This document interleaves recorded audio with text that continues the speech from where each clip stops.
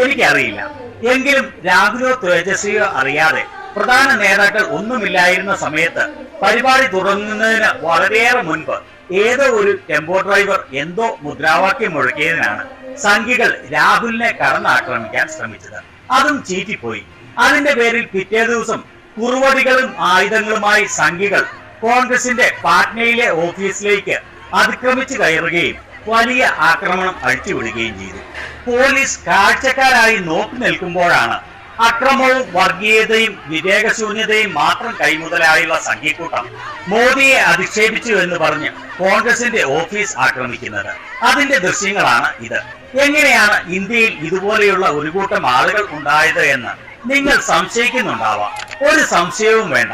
വിവരവും വിവേകവും വിദ്യാഭ്യാസവും സാമാന്യബോധവും ഇല്ലാത്ത ഒരു കൂട്ടം ആളുകളെ ഇന്ത്യയിൽ ഉണ്ടാക്കി എന്നുള്ളതാണ് മോദിയുടെ 11 വർഷത്തിലധികമായുള്ള